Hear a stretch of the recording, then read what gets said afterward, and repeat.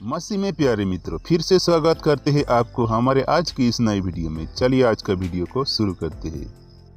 आज का पहला सवाल, यीशु से पहले कौन परमेश्वर के ओर से इस पृथ्वी पर आया था? सवाल को फिर से, यीशु से पहले कौन परमेश्वर के ओर से इस पृथ्वी पर आया था? इस सवाल का सही जवाब है यीशु से पहले यूहन्ना परमेश्वर की ओर से इस पृथ्वी पर आया था। यह लिखा है यूहन्ना अध्याय 1:6 में। सवाल नंबर 2, कना नगर के विवाह घर में दकरस खत्म हो गया था। यह बात किसने आकर यीशु को बताया था? सवाल को फिर से, कना नगर के विवाह घर में दकरस खत्म हो गया था। यह बात किसने आकर यीशु को बताया था? इस सवाल का सही जवाब है कना नगर के विवाह घर में दकरस खत्म हो गया था। यह बात मरियम अर्थात यीशु की माता आकर यीशु को बताया था। यह लिखा है यूहन्ना अध्याय 2:3 में। सवाल नंबर 3, किसने बिना पढ़े सब प्रकार की ज्ञान प्राप्त किया था?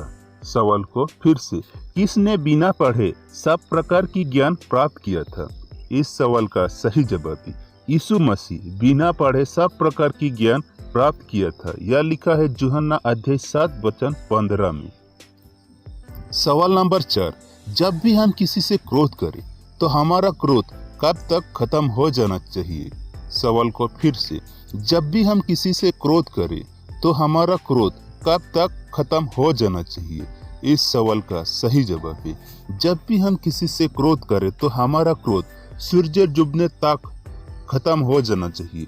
यह लिखा है इफिसिया अध्याय 4:26 में। सवाल नंबर 5, फिरौन राजा इस्राएलियों को क्यों सताता था और इस्राएलियों की नए जन्मे बेटे को क्यों मार डालता था? सवाल को फिर से, फिरौन राजा इस्राएलियों को क्यों सताता था और इस्राएलियों की नए जन्मे बेटों को क्यों मार डालता था?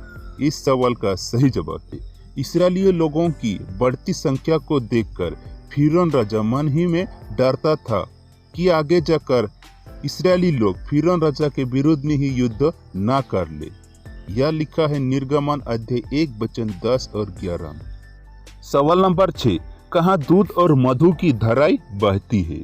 सवाल को फिर से, कहाँ दूध और मधु की धाराएं बहती है? इस सवाल का सही जवाब है कनान देश में दूध और मधु की धाराएं बहती है। यह लिखा है निर्गमन अध्याय 3:8 में।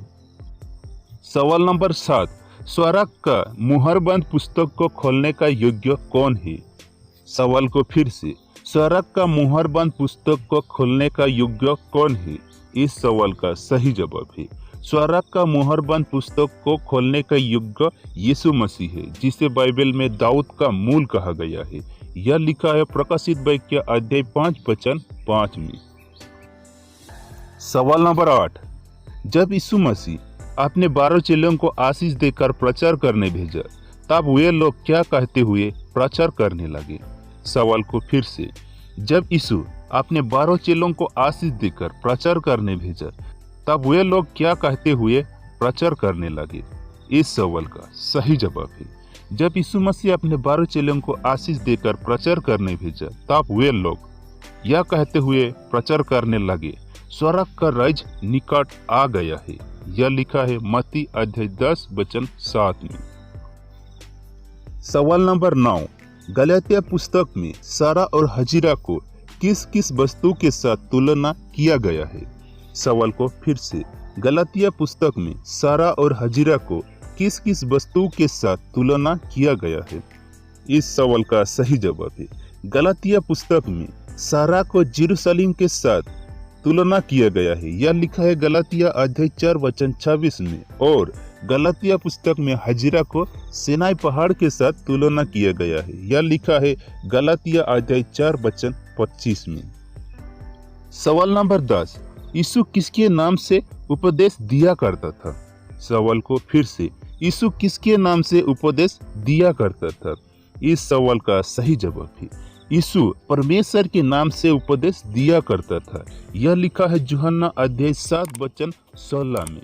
आज के लिए हमारा वीडियो बस यहीं तक था। अगर आपको हमारा वीडियो अच्छा लगा हो तो लाइक कमेंट